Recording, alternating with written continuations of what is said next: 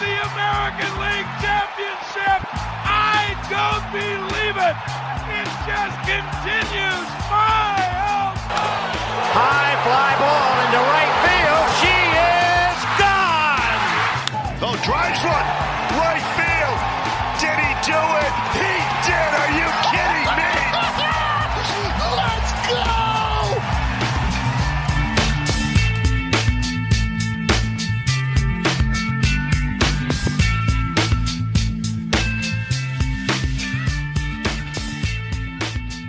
We're down to the final four in Major League Baseball. We're just a few weeks from the free agent frenzy beginning, and we have lots to discuss. It's the FSS Plus podcast. Joe Doyle, Jason Churchill, Casey Bellin behind the curtain.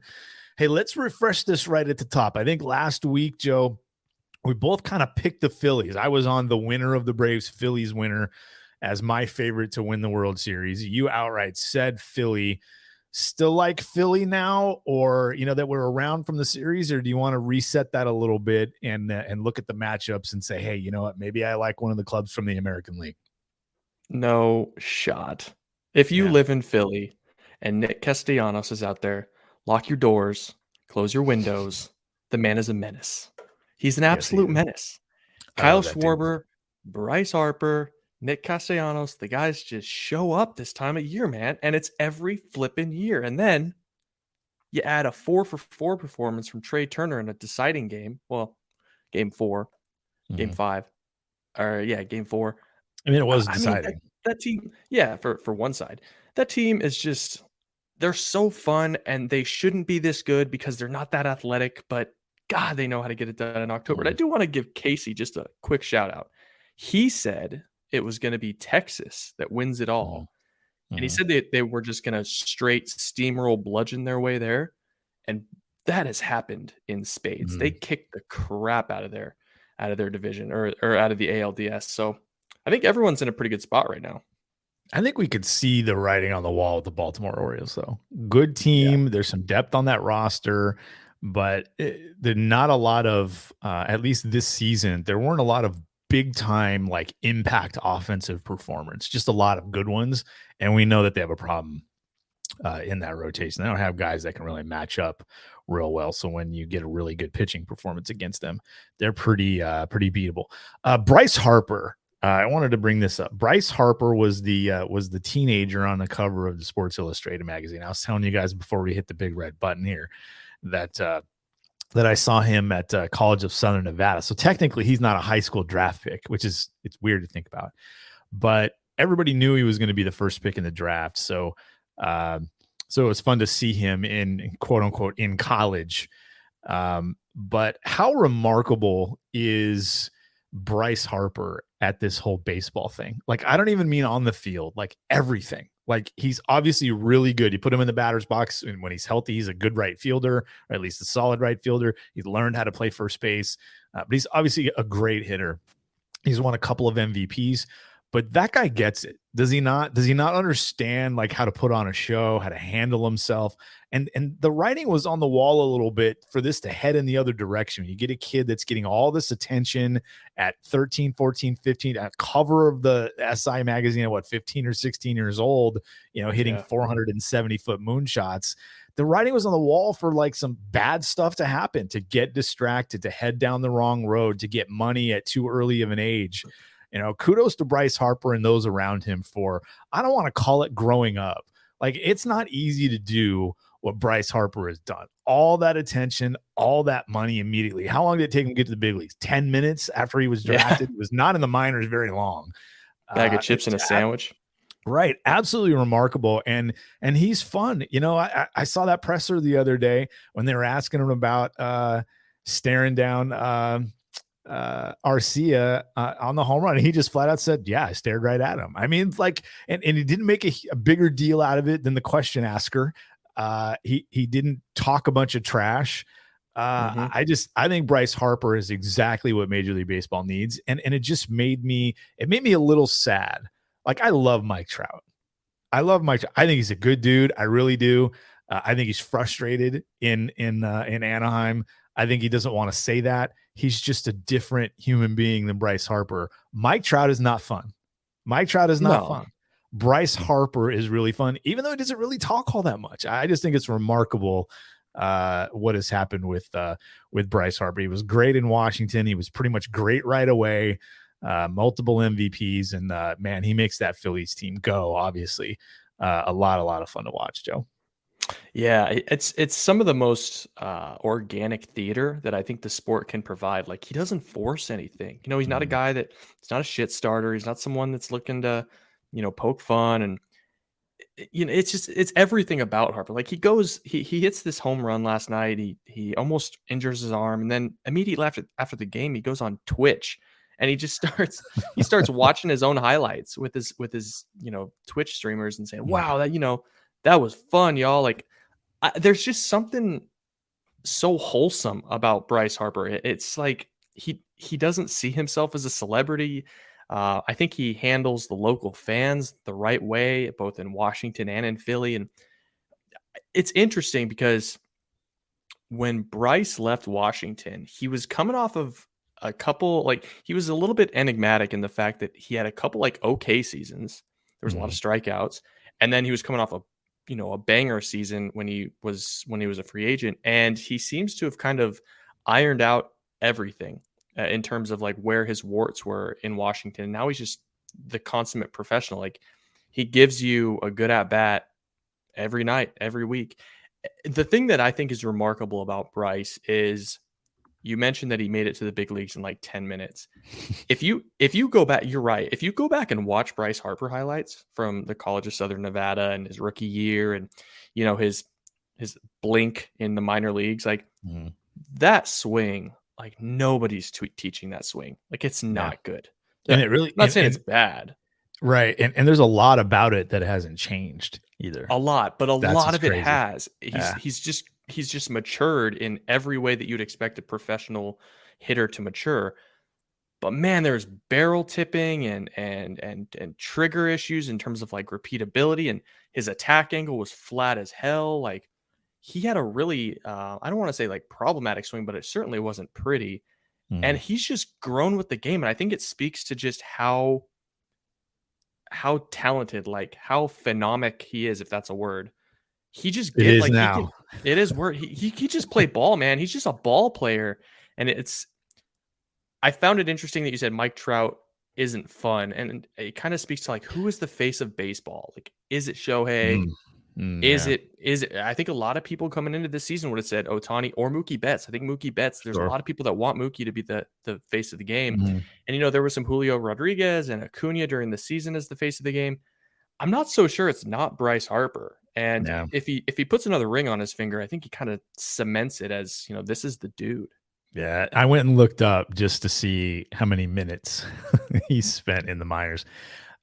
He was the number 1 overall pick in the 2010 draft. Did not play in the minors that year. That was back when the negotiating took a little longer after the draft. So after Strasburg goes number 1 in 2009, Harper goes number 1 to the Nationals in 2010. He makes his debut at age 18 in 2011, plays 109 games in the minors that year at 18 years old, and reaches Double-A as an 18-year-old, starts the next season in Triple-A at 19 in 21 games, and he wasn't even good. The numbers weren't even good. They promote him to the big leagues, and the only time that he's ever been back is when he had a little bit of an injury thing and needed some time back, and then needed 5 games on rehab. It just like almost literally 10 minutes when you look at the grand scheme of things. That is crazy. Mike Trout didn't spend all that much time in the minors either, but not like this. Like, Trout came to the big leagues, had to go back because at 20 years old, he clearly wasn't ready.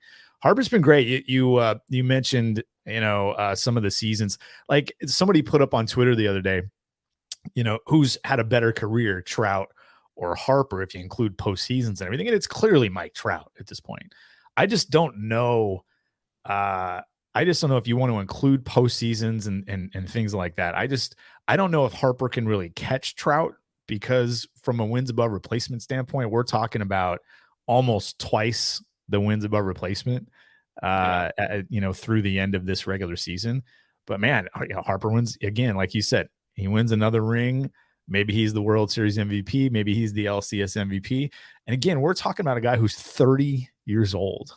Bryce Harper he's been around for 84 years and he's only 30 years old. It's crazy. Somehow, I don't know where this is going to end, but the thing is, he doesn't seem to be slowing down despite the fact that he had that injury. He's really locked in, and I realize he only played 125 games this year because of the injury and only played 99 last year because he missed some time toward the end, but the numbers were still pretty good, and I imagine next year he comes back and he's an MVP candidate again. yeah, somehow that contract that he signed, 13 years, whatever it was, somehow that looks like a bargain. He signed through like age 41, like he's already we'll see whether or not they put him back in the outfield. I don't know. I've always kind of felt as though once a guy gets moved to first base for whatever reason, he's very capable of still playing right field. But for whatever reason, when someone gets moved to first base, all of a sudden the philosophy around the team starts changing in terms of roster building. And, like if you're Dave Dombrowski right now, you're looking at Rhys Hoskins and going, we might have the best first baseman in baseball. Yeah. Do we want to give Hoskins 20 mil? Right. Yeah. And Hoskins being a free agent after missing, the season, he's not in a good spot to come back to that club. That's for sure. Bryce Harper, a lot of fun there. All right, so let's dive into the LCS matchups. I bet you still like Philly in the Diamondback series, of course. And on paper, that does look like a little bit of a mismatch. Just on paper, we've talked about Schwarber and we've talked about Turner and obviously Harper, and they have some younger guys that are starting to play. Alec Bohm is a solid player. He's not a great player, but he's a solid player. Bryson Stott. There's a lot of guys, and then the top of the rotation with Wheeler and Nola certainly. They have some guys in the pen that can get it done. Like that Phillies team is built for the postseason, and they're obviously locked in and playing well right now. But I'm a big how do I put this? I'm a big non-believer in momentum. I don't think it exists. You're only as good as you execute on the day of the game. So I think the Diamondbacks have a shot to make this really interesting. And one of the reasons why I think Arizona has a shot is they both teams are going to get to do it. But because Arizona is going to get to just line up the top of the rotation and get Zach Gallen and Kelly those shots in games 1 and 2 and pitch multiple times in a 7-game series, I think they do have a shot. But I do think this is one of those instances, Joe, where Philly gets up 2-0. It's over. Like there's no crawling back. No. The Diamondbacks have to play step for step with the Phillies if they want a chance. They can't fall behind in the series 2-0 there. Is this a 6-game series, a 5-game series? Can the Diamondbacks push it to 7? How do you see this one playing out? Man, that's a good question. I haven't given too much thought about how it's going to play out. It just, like I said at the beginning of the show, it feels like a red October. I just don't know if anybody can take the momentum away from Philly. I mean, they came into the postseason hot. They're staying hot through the postseason. Arizona has played fantastic, even though the Dodgers looked like a shell of themselves. Flat. Yeah. They looked pretty awful. We'll talk about the Dodgers here in a couple of minutes too. I think there's some really interesting decisions that they need to make. But I think when you look Philly at in 5, I'll say Philly in 5. Yeah, I think when you look at the matchup on paper, I think starting pitching is probably a little bit closer than the general public is going to give it credit for. But I think the Phillies clearly have a bullpen advantage. They have an offense advantage. The one thing that I said in last week's episode was Arizona can put the game in motion when they need to. If they want to really apply pressure to the Phillies, they can do that. But they counter with JT Realmuto, who's been the best defensive catcher, throwing guys out with pop times for the better part of half a decade. So, just on paper, it's hard to see a lot of openings for Arizona, and they're an inexperienced ball club. I mean, they only won 84 games this season. They snuck in. I don't know, man. This one feels like a bit of a layup to me. I'll say Philly in 5. Yeah, I think that's about where I am too. I think 5 is a pretty good. I think Arizona has a chance to get it to 6, but I think they're going to have to steal a game in Philadelphia early to have any shot to make this a 7-game series or to even win it. I don't really look a whole lot on the 84 wins, but pitching depth, Arizona doesn't really have it. They just don't. And when you're facing a team like Philly who can just unload on you and hit 5 homers in a game, and with guys like Harper and Turner in the top 4 or 5 in that lineup, not a lot of automatic outs there. That's going to be a real tough one, even for guys like Zach Gallen and Merrill Kelly to pitch against and win those games.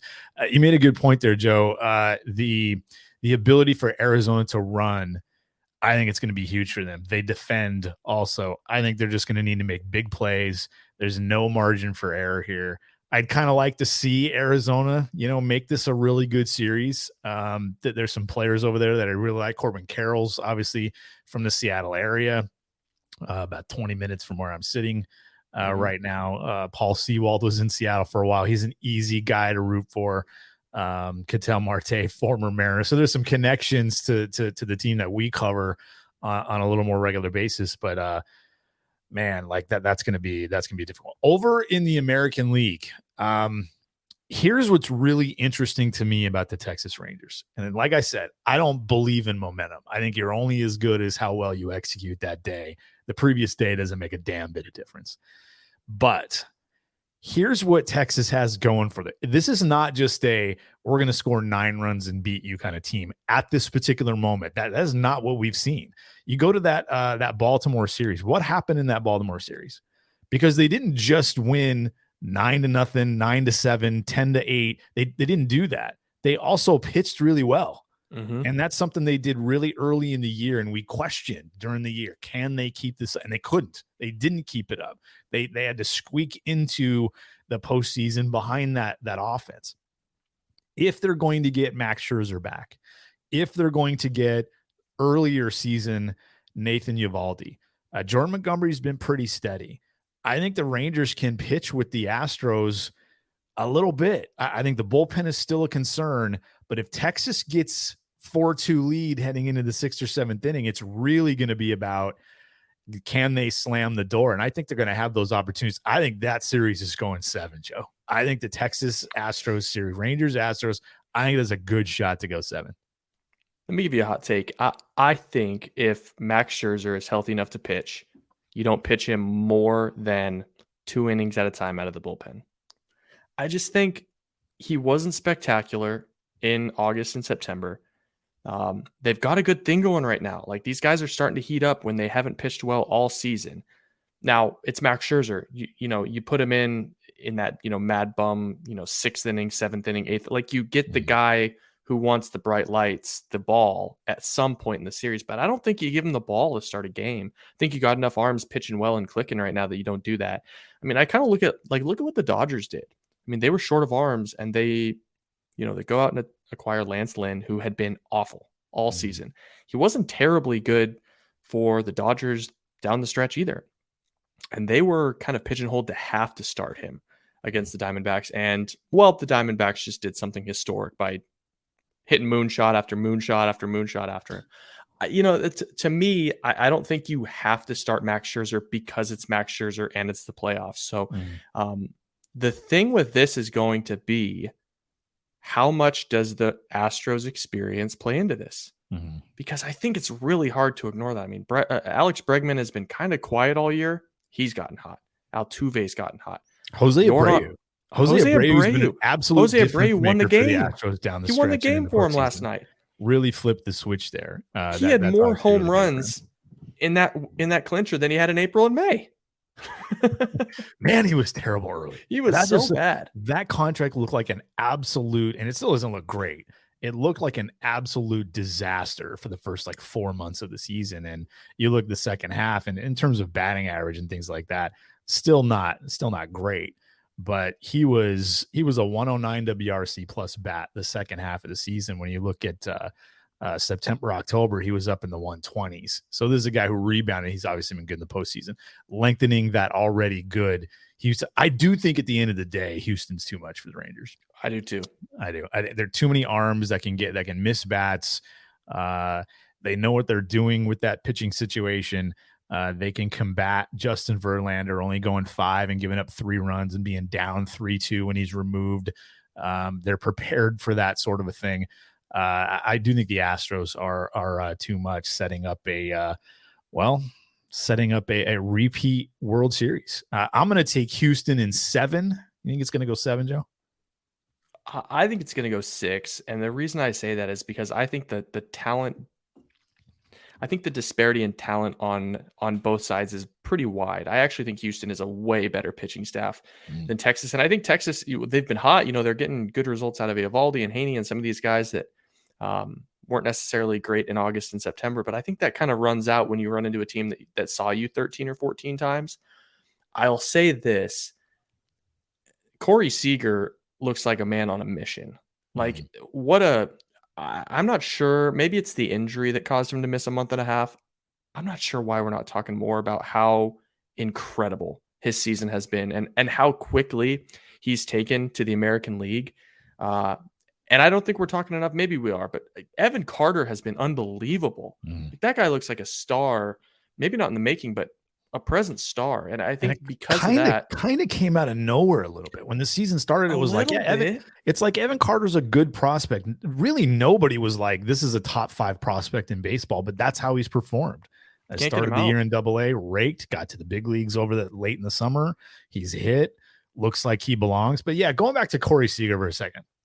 When Corey Seager signed that big deal with the Rangers, was it 10 years, $325 million, and he signed it at what? I think he was 27 at the time, so his age 28 season was his first season in Texas, and he wasn't great last year. I think he hit like 245 with he did it 30 home runs, but 245, 317, 450. That's not a great year. It's a really good year from a shortstop. But in general, when you pay a guy $325 million, you want more offense out of him. You're right. He's been ridiculously good. And if Corey Seager played 150 games this season instead of 119, he would probably be my pick for MVP over Shohei Ohtani. I'm big on, just really quick, not to go too far off the deep end there.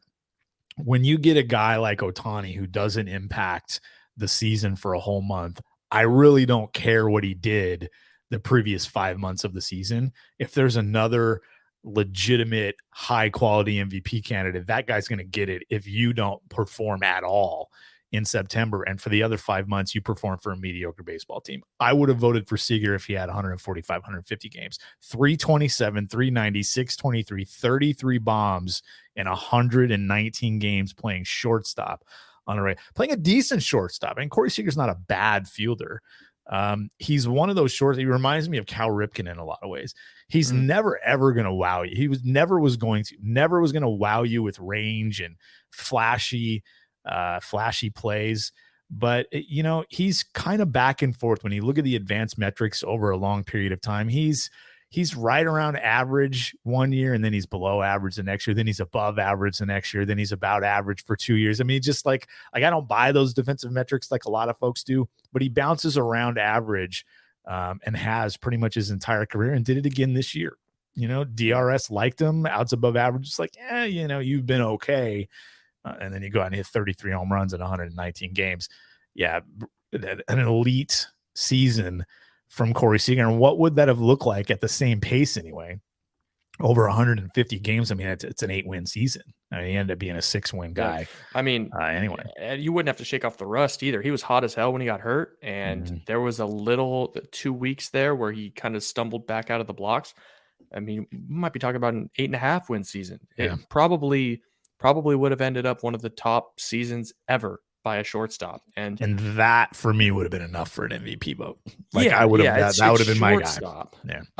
I'll say this, and listen, hindsight is always 2020. So I'm not patting myself on the back. I just think looking at this retroactively, it's important to kind of take note. When all those shortstops hit the market, the Corey Seager deal was pretty much the only deal, maybe Trey Turner. The Corey Seager deal was probably the only deal that I would have signed off on. I was like, man, that dude just looks like a future MVP. The swing, he's going to hit. Was there any doubt he was going to hit? But even if he moves to third base, that profile. The worst seasons he was putting up in LA were 290, 370 with 22 home runs. Those are the worst seasons.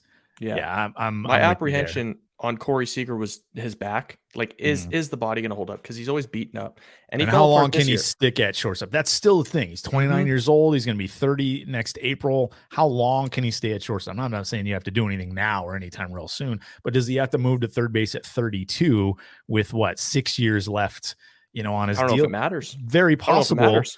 And while I think it matters a little bit, but is that going to make the contract not look good? No, because he's going to hit, 300 with 35 home runs. Right. Yeah. So I'm with you. Corey The Seager, Semien deal is a little bit of a different story. I wasn't in on that, but I'll Not just in on wrap it that up with today. this. Corey Seager is probably a Hall of Famer. And I don't care if it's at shortstop or third base. He's probably going to end up with 70 to 80 WAR, 3 or 4 rings. I mean, the guy is just an absolute stud. So interesting topic. He's already a 32 win player. He's already a 32 win player before the age of 30. You mentioned he has a ring with the Dodgers. He has a career 134 WRC plus, 292, 361, 512 with 170 career home runs. And I don't know, I'd say he has at least 5 prime offensive years left. We're talking about a guy who easily gets to 350 homers before he even starts to decline significantly offensively. Easily could get to 500 home runs. Look at it like this. The guy he's going to, you can't speak in absolutes, but he's going to average 5 WAR per year for the next 6 seasons. I have a hard time believing if he stays healthy, he doesn't, because it's just a robotic operation that works. He's proven it time and time again. So that takes him to 65 WAR, and he's gonna get to 350 homers in his sleep. So that's a Hall of Famer. Yeah, that's a Hall of Famer when you play shortstop for most of your career, and that's only at age 35. He could get better. He'll still have some third base, first base DH time left. Yeah, he could age well. Yep. I gotta be honest with you. I'm not a Kyle Seager fan. Those of you who have followed me understand why I'm not a Kyle Seager fan. But it would have been really fun last year, at least, if Kyle Seager would have signed on to play with the Texas Rangers for a year. I don't know. I just thought that would have been cool. Brothers playing together, short and third base would have been a lot of fun. But Kyle didn't want to do it. Kyle ruining the party again. Jesus, Kyle, grow up, man. What's going on? Prioritizing being a dad. It always I know. What's wrong with you? What? Geez, Kyle. No, I certainly don't disparage people for that. All right. So we talked about the Dodgers getting knocked out. The Orioles getting knocked out by the Rangers. The Dodgers. Let's start with the Dodgers, Joe, because when you look at that ball club, it is really easy to see what they're missing. I'm a big, I think you've mentioned this before too. One of the things when you get to the deadline or even when you get to the off season, you look at the markets, the trade markets, the free agent class, and you kind of decide, okay, how can we go about making our team better? Sometimes what you need most is not available to you. They're just sometimes it's just not there. And then you just go add to your strength, right? Well, the Dodgers' strength is that offensive lineup, but I think they might need a little help there too. But that pitching staff is an unmitigated disaster relative to how many games they won in 2023. What is Clayton Kershaw moving forward? Can they expect anything over the next year or two from Walker Buehler and Dustin May? The Julio Urias situation puts them in a bad spot as well. If the Dodgers don't go out and make multiple impact starting pitching acquisitions this winter, I will be floored. I'll be absolutely floored. I think they'd rather stay where they are at some of these other spots on the field, especially shortstop, and fix that pitching staff. But I think that's got to be the strategy for the Dodgers, is to prioritize. And when I say prioritize, until they add 2 impact starters, I'm not spending another dime. I'm not spending any prospect assets on anything else if I'm the Dodgers. The fix for the Dodgers for me is to fix the top of that rotation. They used to be a little bit like the Astros when Verlander and Garrett Cole and then Verlander and Framber Valdez, and they just haven't had that the last couple of years, and it has shown up in the postseason for sure, Joe. Yeah, so I'll give you a little snapshot on what they're looking at. Next year, they have an $18 million club option for Lance Lynn. Mm-hmm. I think they they're not picking that up. They're not picking that up. It's a robust free agent market for starting pitchers, so probably not. But let me tell you kind of who else they have, and then we can decide, like, maybe they just pick it up out of, as an insurance policy. Gonsolin is gone for 2024. He just got cut. Walker Buehler had a setback. By all signs, he should be back fully healthy for 2024, I would imagine. Dustin May, probably not going to pitch in 2024. I would be surprised. Besides that, they pretty much only have Bobby Miller, Ryan Pepio, and maybe Michael Grove is a starter next year. That's not a lot of assuredness. And there's young kids there that could get hurt. They've seen their guys go down. So I'm with you, man. Like, I have a hard time seeing how the Dodgers don't sign at least 2, but more likely 3 arms. The third probably being a veteran minimum type of a thing. They need help, and Shohei Ohtani's not gonna help that situation. Even though they're probably the massive prohibitive favorites to sign him anyways. Right. So you'd think at least if you're going to make 3 starting pitching acquisitions if you're the Dodgers, at least 2 of those are multiple year.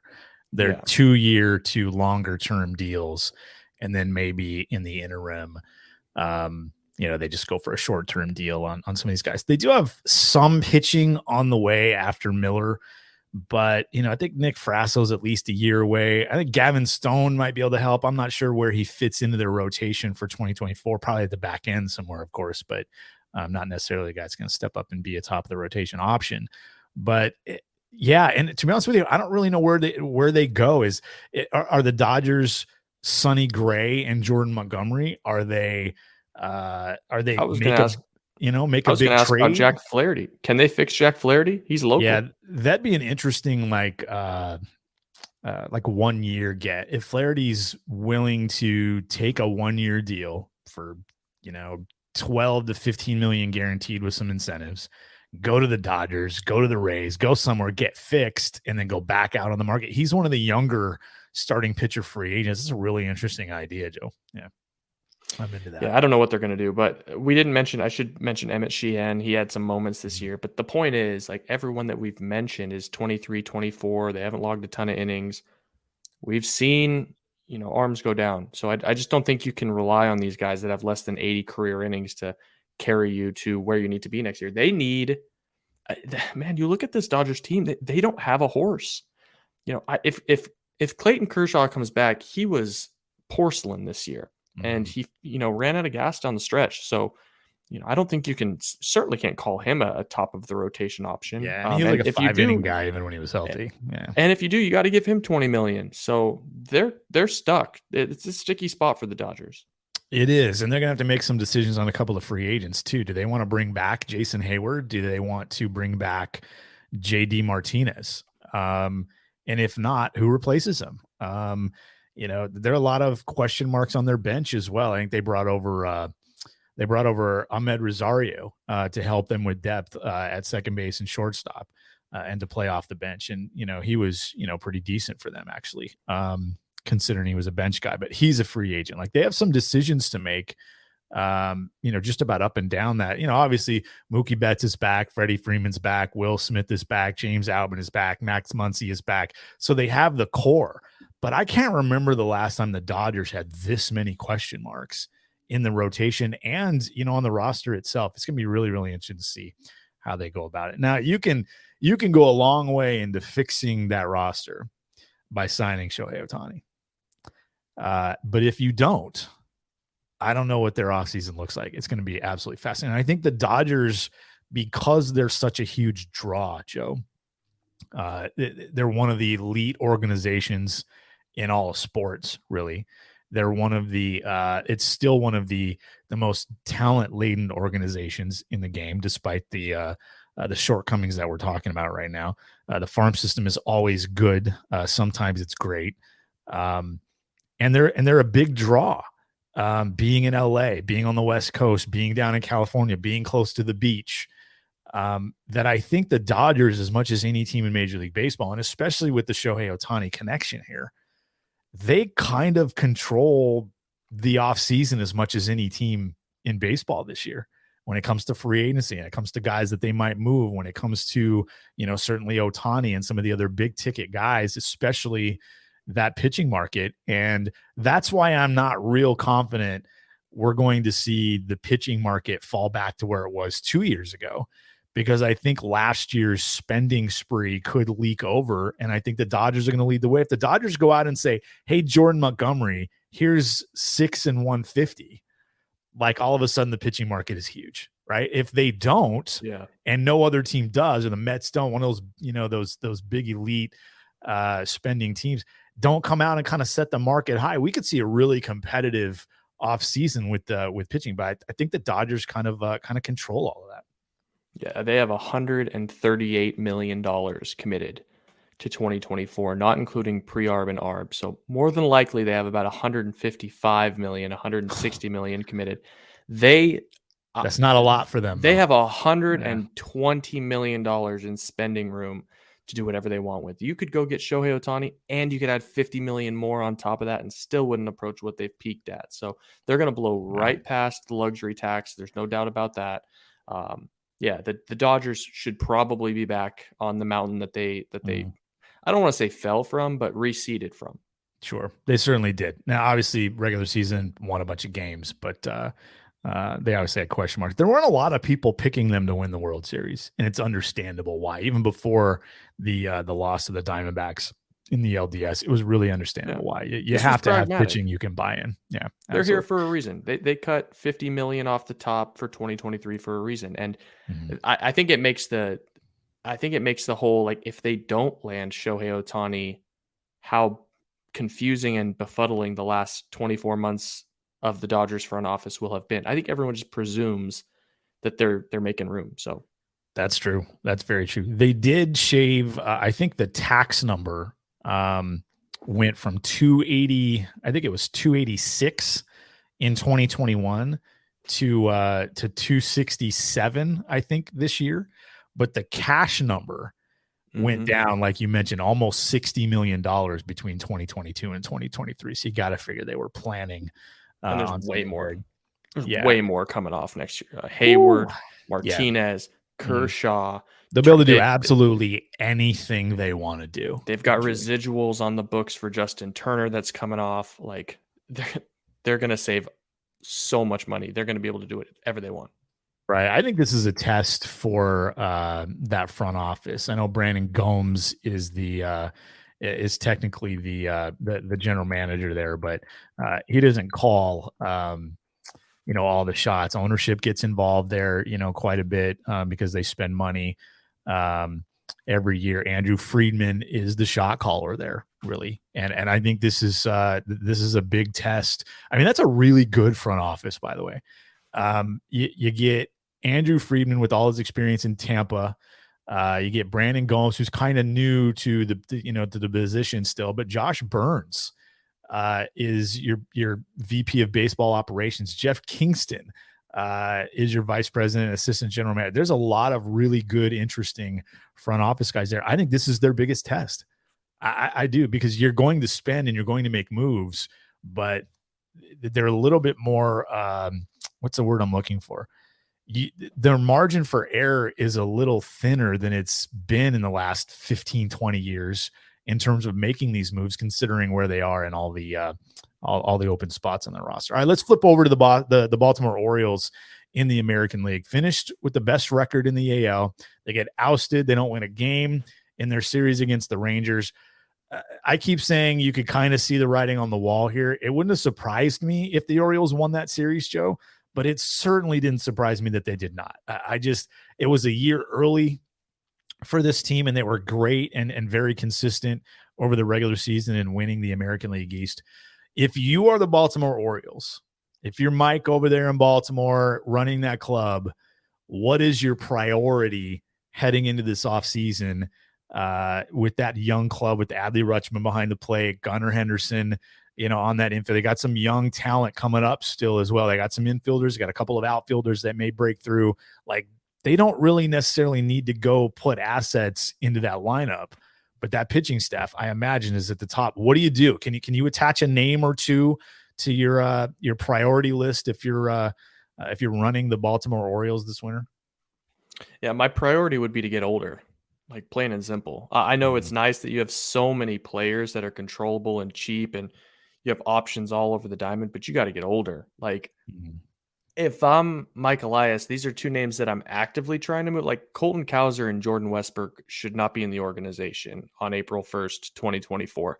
And that's Those not guys, because that's not because they're assholes, right? Like, of course that's not not. what you're They're really saying. good Right. player. No, they're Right. they're good players, but also there's just not a lot of room for them right Mhm. now. And at some point, the dearth of prospects, and even if you're moving, listen, even if you're moving prospects for controllable pitching, like you need to go get arms. You have limitless bats, and those bats are only going to get better and better as they get older. Adley Rutschman is going into year 3. Mhm. Um, Gunnar Henderson was a menace the second Mhm. half of the It's really season. good. Heston Kjerstad showed some flashes of being a real middle of the order presence. Like those are guys that I wouldn't move, but the guys that are more of the role players, like the Joey Ortiz, the Jordan Westbrook, the Colton Cowser, like maybe you move Anthony Santander because you don't want to pay him, but you need to Mhm. move these guys for pitching help. I don't know where that is.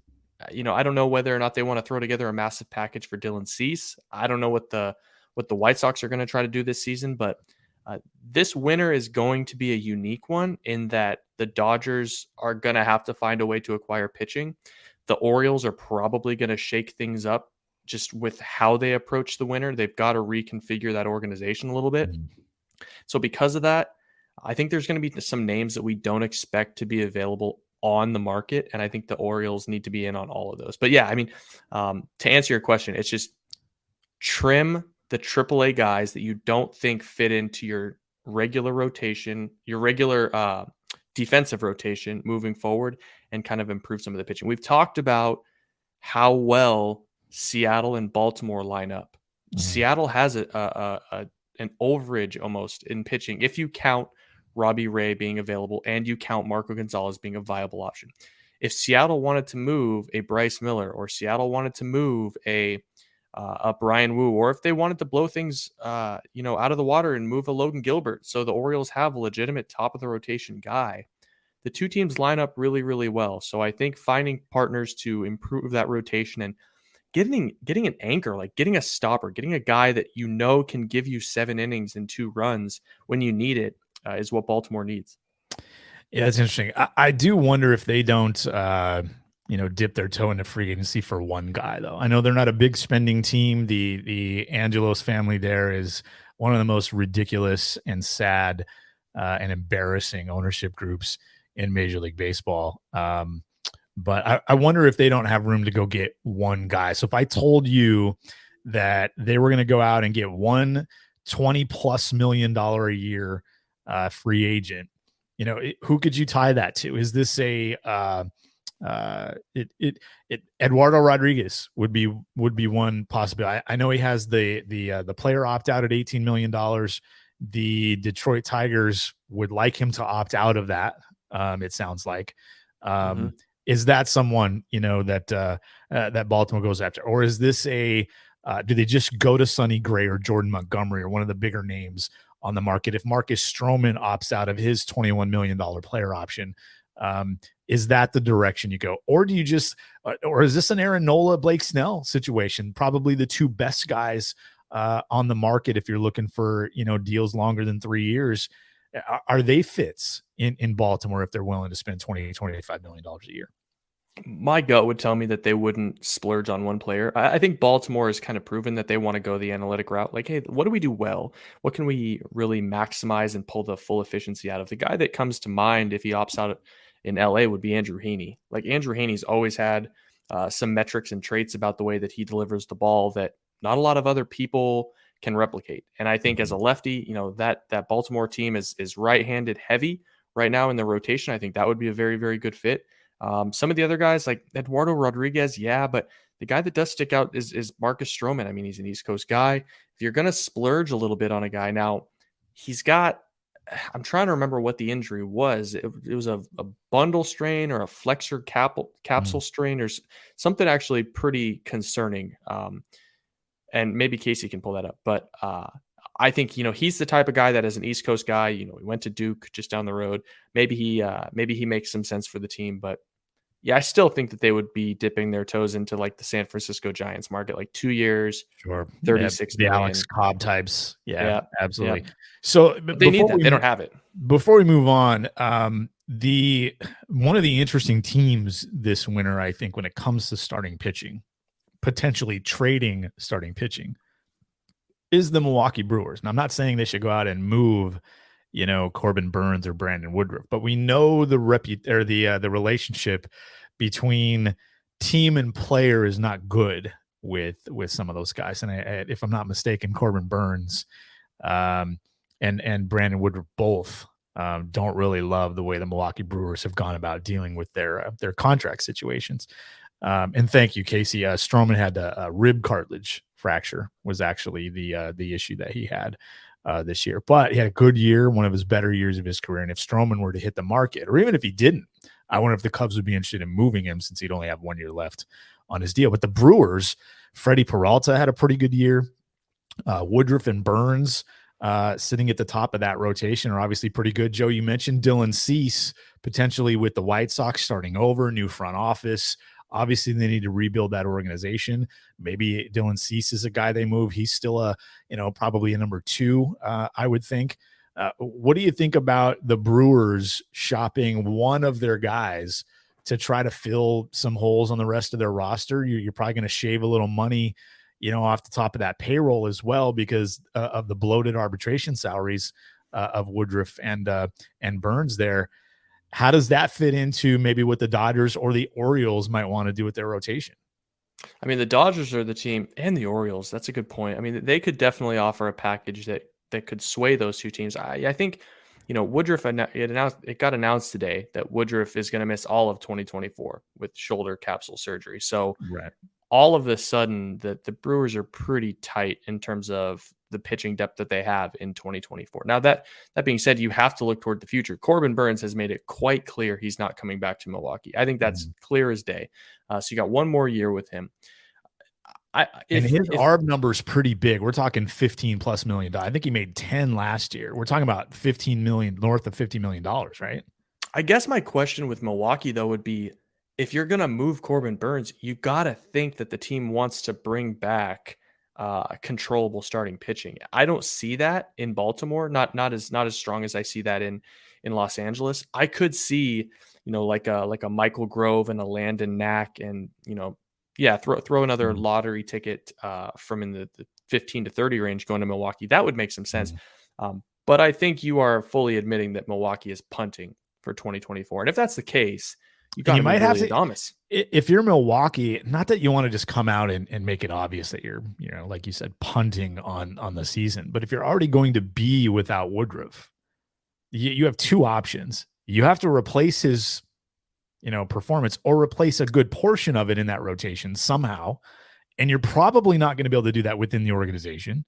And you need to add to that offensive lineup somehow significantly. So how you go do that without spending a bunch of money, I don't know. Like trading a Corbin Burns or trading a Freddie Peralta might be the only way you fix that lineup without putting an extra $40 million a year into that payroll. And it doesn't sound like that's an option at all. So I don't know. I think the Milwaukee Brewers are really interesting. Not that they have to punt or they have to trade Corbin Burns. It would just be interesting. It'd be an interesting way he's got 1 year left. Corbin Burns does 1 year left. And like you said, it's pretty clear he's not going back. He's not re-signing with them. They're not getting anything team friendly from Corbin Burns. So where does he end up? I'd be really surprised if he started the 2024 season with the Milwaukee Brewers, to be honest with you. I think it's their only way out is to trade Burns now. You think they're selling low, though? Because it wasn't a banner year for Corbin Burns. And I think if you try and get him straight by July, you can move him for arguably the same package. I'd move him. I'd move him now. I would. I think when you trade a guy in late July, you're trading 2 months of him. And you risk him continuing to head in the direction that he headed this year. Now, not that he was bad this year, but do you worry about the stuff? The velocity has been down a tad.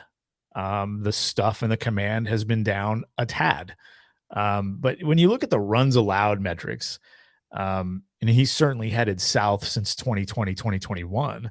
but not bad. Like, this is a guy who you get him in the right situation. Maybe somebody has an idea. You regain the strikeout stuff that he had a couple of years ago. I think you're still trading a number 2 starter here. And I think if you wait, you risk it continuing to head in this direction, maybe even get worse. And then you're only trading 2 months of that. I would trade. See, again, I always use the Francisco Lindor situation. They should have traded Corbin Burns last winter.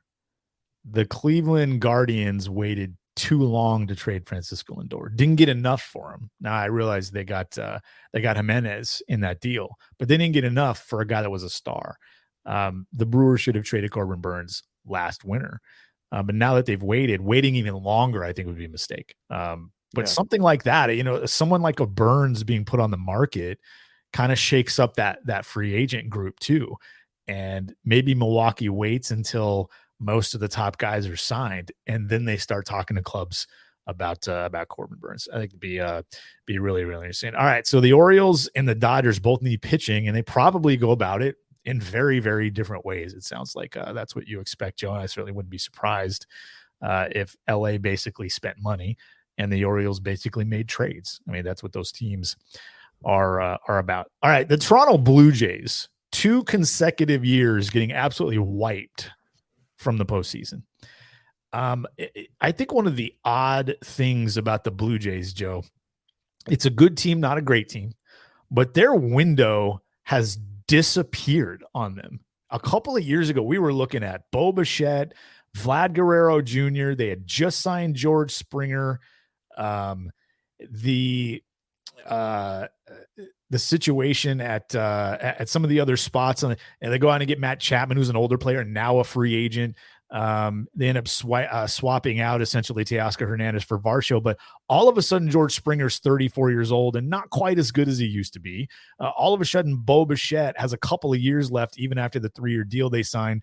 And while he's still very good, what is Vladimir Guerrero? And like, their window seems to have kind of gone away. It seemed like they opened this window, they cracked it open 2 years ago.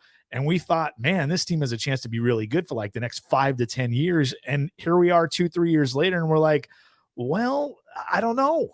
And I bring this up because Vladimir Guerrero Jr., first of all, the idea was that he was going to be one of the elite mashers in Major League Baseball. And that has not happened since he's been good. He's been good. But since 2021, when he posted a 166 WRC plus with 48 home runs, he's gone backwards in a pretty significant way. In 2022, 274, 339, 480 with 32 homers. Very, very good, but not elite. And then this year, another dip, 264, 345, 444 with 26 home runs. Still a good player, not elite. Like, there was a lot of best hitter in baseball talk back in 2021, and rightfully so. 311 with 48 bombs. I mean, that's absolutely Yordan Alvarez, Mike Trout, Bryce Harper, elite. Mookie Betts, that's what that is.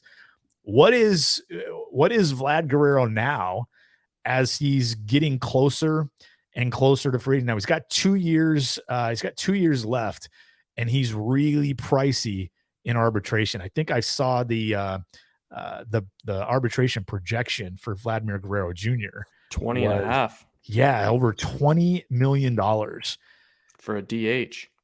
For a guy who's essentially a DH. Now, is he playing first base? Can he play? Sure, he's not good there.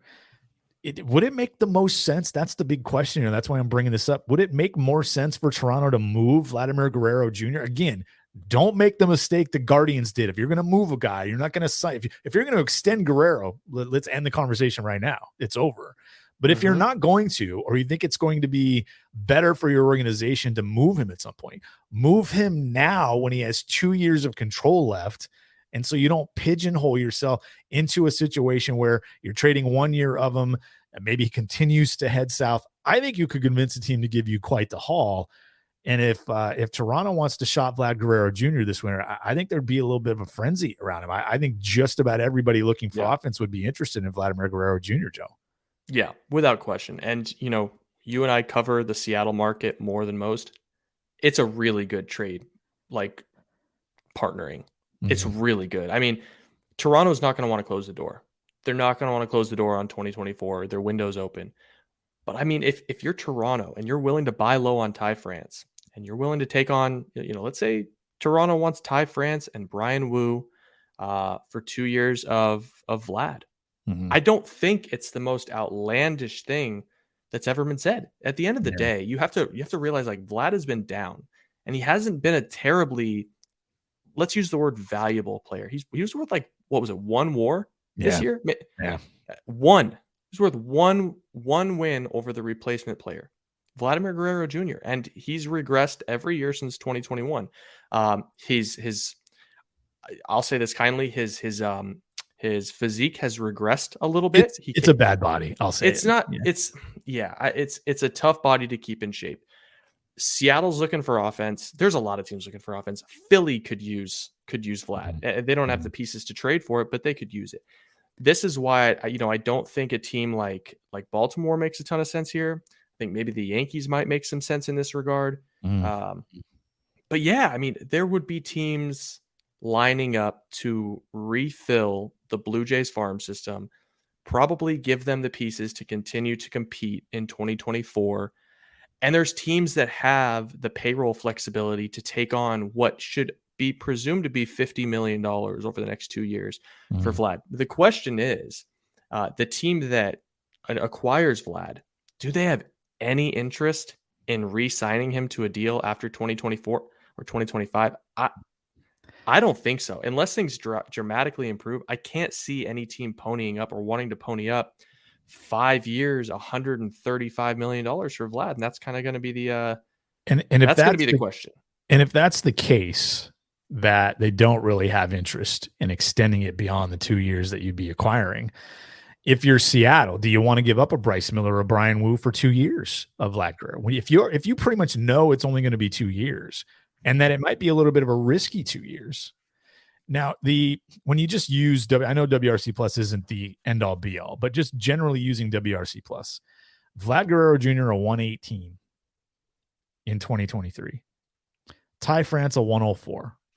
Is Brian Wu by himself, without Ty France even being included in that trade, worth a 14% increase in production at first base? So I think the key here is you're expecting Vlad Guerrero to find his way back in the other direction if you're going to make a deal like that. Because there are other clubs that could do that. Other clubs that could think, man, we need offense. And, if we're going to make a deal like this, it's not just Seattle. We could be talking about the Red Sox. They have cases over at first base, but there's a DH spot as well, and they're certainly going to need offense. There's the Rays offered a lot of money to Marcell Ozuna before he went to the Cardinals. So how about a Glass now Guerrero deal in some way? Now the Rays would obviously have to include other things, but that would be a way. Like there are other clubs, but if you already know that you're not extending Vlad Guerrero Jr., you have a pretty good idea that's not happening. How much do you actually want to give up for him unless you are just dead convinced he's going to be 10, 15, 20% better than he was in 2023? Now, and to be there, to get there as an organization, you have to be able to identify, well, here's what he was doing in 2021. Here's what he hasn't done the last couple of years, and this is why he's fallen off, and we'll get him back on track. And if that's the case, if the Mariners or the Orioles or the Rays or the Dodgers or whoever the heck it is, or the Angels or whoever it is, can identify that, why can't the Toronto Blue Jays, right?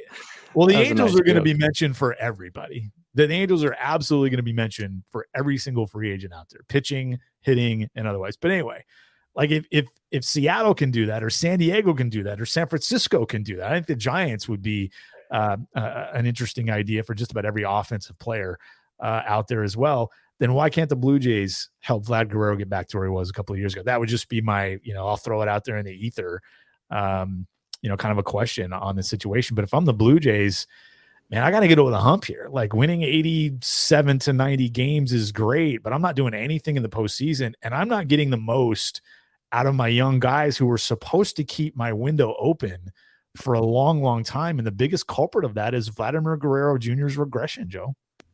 Yeah, I think Vlad was absolutely pitiful in September, and it drove his numbers down as they were making a push for the playoffs. Still, I think specifically when you're talking about what Seattle seems to want to target this winter, Vlad doesn't strike out. I mean, he's a 15% strikeout guy over the last couple of years. And he'll He walk. walks, Yeah. he walks quite a bit. And one thing that Jerry and Justin and that front office have been all over is batted ball data. And we saw it with He Teo. fits. He absolutely Like fits. he hits the ball really, really, really hard. So I do think that Vlad, especially coming up on his walk year, is going to have to kind of recapture some of what he was in 2020 and 2021.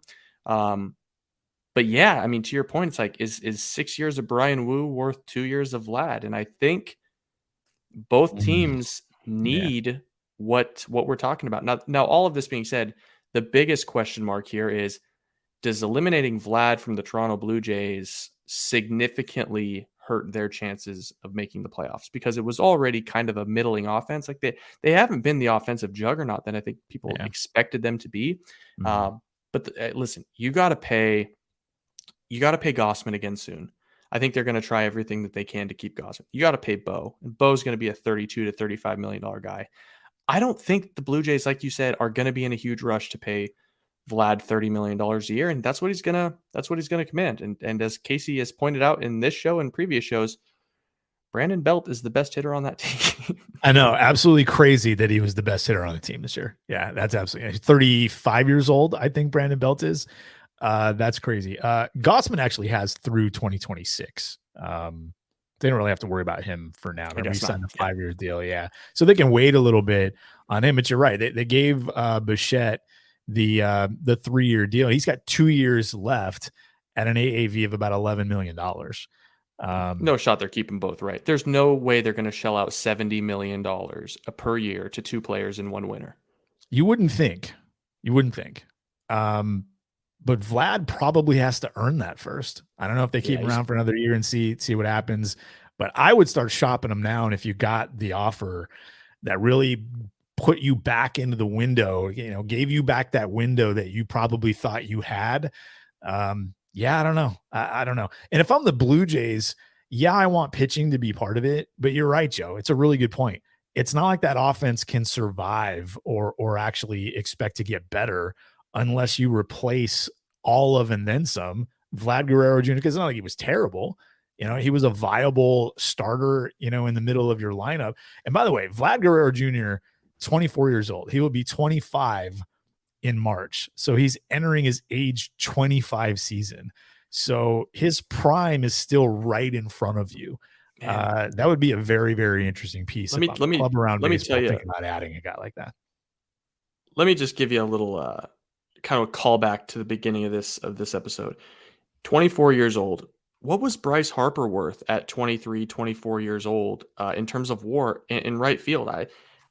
I feel like maybe the Blue Jays would be making a mistake by moving Vlad after this poor year. Bryce Harper, before he went to Philly, I got these numbers right here, 2.7 WAR, 1.6 WAR. Now that was sandwiched in between a 9 WAR season and a 4-win season. So, and a 3-win season. So like he wasn't the star that he is now. Yeah, I mean, Vlad feels like the perfect candidate to get moved and then turn into Vlad. And this is probably and this is why it's going to cost you. It's why the potential trade cost, if you're going to get Toronto interested, it's going to be pretty big. And if you're only keeping Vlad for 2 years, and there is the risk that he's only this 120 WRC plus guy and not a special bat, it clouds it up. There's a lot of gray there. Like you'd love to have a 25-year-old Vlad Guerrero for the next 2 years, even for $50 million. But there's some risk there in trading a potential number 3 starter or better and 6 years of control plus another player or two. There's risk there. I don't know how else, unless Toronto's just going to spend, Joe. I don't know how they fix their situation there. I think they're short in the bullpen. They're short in the lineup. I think the rotation is fine. They're going to have to, probably add a guy, but I don't think it needs to be necessary. Obviously, basically losing Alek Manoah was huge, but even if they just added like a Sonny Gray or a Jordan Montgomery to that, they'd be in really good shape with the rotation. But I just think most of it's that lineup. They need to stretch that out a little bit. What do they do with Matt Chapman? They'd have to be replacing him as well. There are holes over there. It's really, and George Springer's fallen off a little bit, and he's 34 years old. Like, still good, but not the impact guy that he was 2 years ago. And he's starting to get banged up and starting to miss time. That it's just amazing how that window, like it was wide open like 18 months ago. We were thinking, man, the Blue Jays are going to be good for a while. And now I'm like, not sure this isn't an 85 win team next year. So would you do it? That's my question. Would you move Vlad for Brian Wu and Ty France? No, I wouldn't. But if you told me Bryce Miller instead of Brian Wu, and you told me Ty France and a prospect, I'd have to listen. If you gave me if you told me Ty France, Bryce Miller, and Gabriel Gonzalez, I would have to seriously consider a deal like that if I'm Toronto. And I'm assuming in that scenario, Seattle Joe, does too. Yeah, and I'm assuming in that scenario, Joe, that if I'm Toronto, I plan on doing other things. Like I'd have Ty France at first base, but I can consider JD Martinez at DH. I can. There are some outfielders out there. That's one of the things. The starting pitching is the prize in this free agent class, if there is one. It's not a great free agent class at all, but relative to this class, it's starting pitching. The Montgomerys and maybe Marcus Stroman is added to it, and Sonny Gray and Jordan Montgomery and Blake Snell and Aaron Nola. There's some guys, but there's also some corner outfield guys. I mean, there's almost no chance Jorge Soler, who had a good year, isn't opting out. Michael Conforto reportedly opting out. He's going to hit the market again. Cody Bellinger is out there. There are some corner outfielders and first base types, or corner outfielders anyway, or DH types that they could go get. Casey points out Gurriel Jr. had a pretty good year and is a decent corner outfield option out there as well. The Blue Jays could be pretty active, ultimately replace Vlad Guerrero in free agency without committing 7, 8, 9 years to a player, and still make a move like that and end up with, a guy that belongs in the middle of the rotation, and maybe even add a reliever and extend their window that way. I just think it could be really, really interesting. If they're creative enough with their offseason, they could move Vlad Guerrero Jr. and actually reopen their window to now over the next, 5 years or so. But it's dangerous because Guerrero's only 24 years old and does have 2 years left. And maybe they do have plans to try and extend him. I don't know what it would take to extend Vlad Guerrero right now, but I would imagine at least $25 million a year. So he's going to make 50 over the next 2. So I would imagine you'd have to stay right along that AAV to get him to even think about an extension, for 5 additional years. I'd be okay paying Vlad Guerrero for 7 more years. That gets me to his age, through his age 31 or 32 season, at $25 million a year. That's an investment that I think I would make, as long as you think I would make Vlad that Guerrero too. is going to put the work in. But this whole conversation speaks to just how different like winters are going to be with Major League Baseball with this new wild card. I mean, there's going to be guys that you don't expect to be moved. Corbin Burns, maybe not the most egregious candidate here, but we're talking about moving Vlad. We're talking about moving Dylan Cease, Luis Robert, talking about, what could the Brewers get for the remaining years of Christian Yelich? He was good this year before the back gave out on him again. Like there's going to be guys that you don't expect to be moved. Like a guy that I keep thinking that could get moved is Patrick Sandoval. Like if the Angels want to kind of redo this thing or Reed Detmers, if they want to redo this thing, they want to redo it right. They've got a couple of pieces that are interesting. Interesting, not good. Joe, you know how I feel about Reed Detmers, buddy. You know how I feel about Reed Detmers. I'm a Reed Detmers more in the fan. tank. I know. Get him the hell out of Anaheim, and I think someone makes him a mid-rotation or better guy. I am a huge Reed Detmers fan. Yeah, he is a prime candidate. Please, Angels, trade Reed Detmers. I don't care where you trade him. I don't care. Texas, Houston, Seattle, San Francisco, LA, New York. I don't care. Get him the hell out of there. And I think he's pretty good. So anytime you mention Reed Detmers, I have to remind everybody on planet Earth, because everybody's listening to this. We have 7 billion listeners to this show. That Churchill loves him some Detmers, man. Yeah, big Detmers. How can we? We're like Apple. How can we get to the 8 billion mark? We have to. Here's how you get to 8 billion. We're at 7 billion on the planet. Is that where we're at? I think we're at 8.8. So there's still room to grow. We have 8 billion people on this planet. I think so. How many people on planet Earth? How have you not Google? noticed this? Like, I Your knew there was a attitude lot. has gotten worse and worse every year, and you haven't taken count? So it's 7.8 billion. Okay. 7.8 billion. 7.8 billion. That was as of 2021. That's the latest that Google has. So we're probably over 8 billion now. So there's 8 billion people on the planet. How do we get to 9 billion?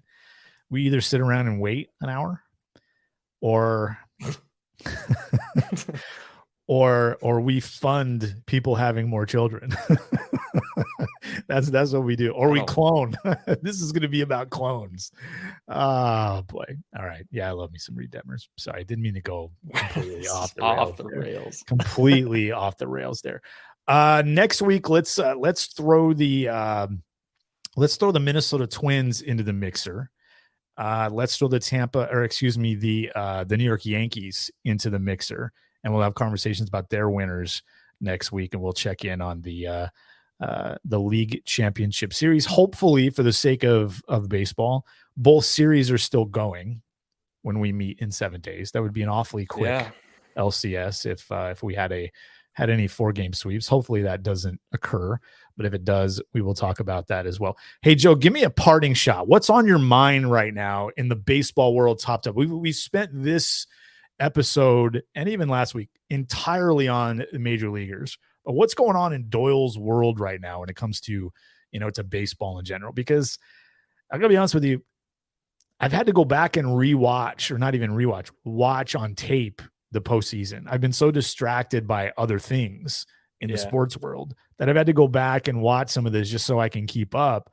And I've been thinking about the draft, which is weird because, we're 9 months away from there. But what have you been thinking about most of all as the postseason pairs down and now we only have 4 teams left? What's going on in Joe's world? I don't think thinking about the draft at this time of the year is weird. Come on. That's just a Tuesday for me, baby. I think it's weird when it's kind of the only thing. It's been like football and the Major League Baseball draft. Yeah. You know what? So the last major tournament of the high school year just ended last week. So now is a good time to really take stock into how these kids performed all summer. I think you're probably going to see a huge shakeup on every major publications board in terms of like the high school guys. Wait a second. It's not what? Does this mean we're getting a new set of rankings from Joe Doyle here pretty soon? Man, FutureStarSeries.com. Are we going to get a new set of rankings in the next week or two? You guys see how I just cornered myself into more? Yes. You guys see how I just? Yes, you did. That was either talent or a mistake.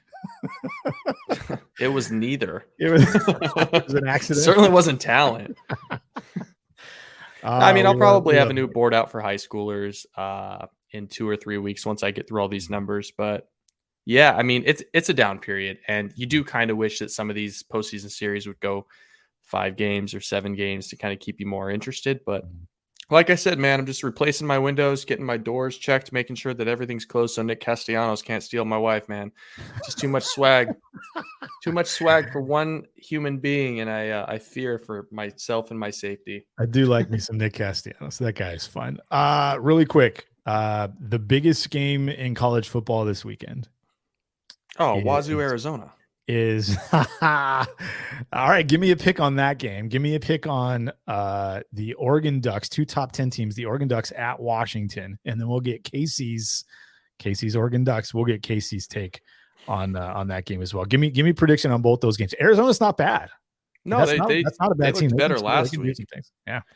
Cougs looked horrible against UCLA.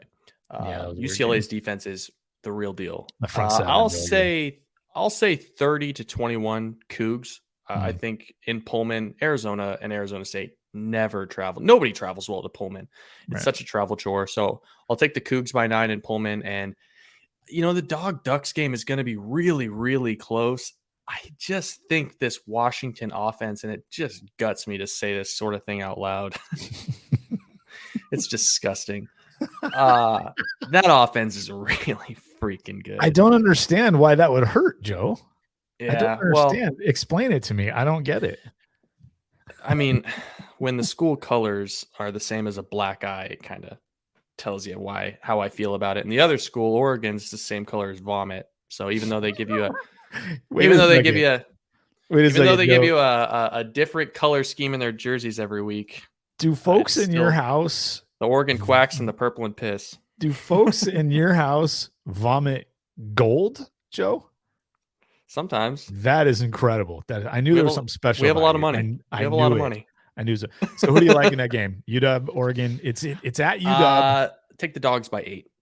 Dogs by high scoring game. You taking the over in that game? 34-26. I don't know what the over under is, but I'll take 34-26. Ooh, 34-26. That unbelievably is actually a tad under. That is a relatively low scoring game. I think the over under on that game is in the 60s, in the mid 60s, if I'm not mistaken. It's moved a little bit. I'll take the under. Taking the under there. Casey Bellin, Oregon Ducks fan, down there in what would you call it? Is that southeastern Oregon? Is that where you live? I don't even really know where you live. It is Central Oregon.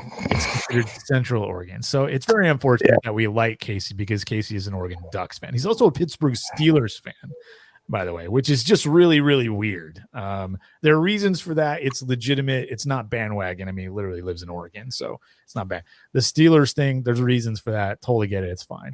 And because Worthless Burger is not there anymore, I don't have to hate the Steelers anymore because Mike Tomlin's very – anyway, we give Casey the floor. Oregon at Washington. It's number 8 versus number 7, undefeated. The winner is in the driver's seat for a college football playoff appearance. The loser's not out of it either, which is really, really interesting because of the way the schedule lines up. Who do you like, Casey? And if you're making I know where your heart is, but where's your brain on this? Before I go there, I have to ask Joe what part of a cougar is red, because it's just kind of weird. The beautiful blood that flows through our veins. All right, I'll take it. Our personalities are gray, so that's the other half. That's beautiful. All right. Dogs, man. Unfortunately, my heart says Ducks, but my brain, it says Dogs. Just, after watching Oregon early versus Stanford, I think they scored 3 points in the first quarter. They're going to have to start faster than that in Seattle, and tougher crowd. So we'll see. Yeah. If both teams start fast, it's up in the air, but a slow start by Oregon worries me. I'll go Washington. Wow. Taking Washington. Give me a score. Give me a score. Give me the best. Oh gosh, 42-28. 42-28. Wow. The over under is 67 on that game, by the way. What's so the Casey line? takes the over. Dogs by 5 or something? Dogs by 3. It's essentially the home Dogs field by advantage. 3? Yeah. I think one of the issues with the odds makers right now is Oregon and Washington haven't played anybody. They really haven't. Neither team has really played anyone, to really get a good to kind of take the temperature of either of those teams. I don't have a great feel for this game because I watch this Washington team and I see no pass rush. I see a running game that's okay, but not great. I see injuries with the offensive line. And it's just really all on the passing game. And I still don't love the Washington defense. Oregon is a multi-dimensional offense. They can run. Bo Nix can run. They can run out of the backfield. They can throw the ball. Man, I don't know. Do I think Washington will win? I don't know. I think this is going to end up a tie, and there's no such thing in college football. Like that. That's kind of where I just don't really have a good feel for this game. I do think it's going to go over. Maybe we get overtime. Maybe we'll get one of those triple overtime games. I guess Washington because they're at home, but I'm not as confident as a lot of folks in this town are about that particular game. So, yeah, I think back to the 2018 Apple Cup really quick. Cougs come in. I think they're 10-1. Mm-hmm. Dogs are. I want to say the Dogs were 7-4 or 8-3, and for 3 hours on that cold Pullman night, it snowed as hard as I've ever seen it snow. And then it was beautiful before the game and after the game. And it completely pushed Gardner Minshew out of the game. Savon Ahmed ran for like 7 billion yards. Dogs win, I think 24-7. I think if the Ducks get the wind and the rain then that running game could run all over UW. I think that's kind of what you're looking for, is a messy game, because Keith Price ain't throwing for 450 yards with it blowing sideways in his face. Yeah, I agree with that. I think if I don't think Keith Price is throwing for a single yard on Saturday, to be honest with you. Michael Penix Jr. I'm a Keith Price fan, but no. Like, you know who is going to throw for yards this weekend? Gardner Minshew, not Keith Price. Gardner Minshew, baby. Why won't teams give him a shot? That's another podcast for another day. But it does look like there's going to be a little bit of rain on Saturday, but it doesn't look like it's going to be a torrential downpour.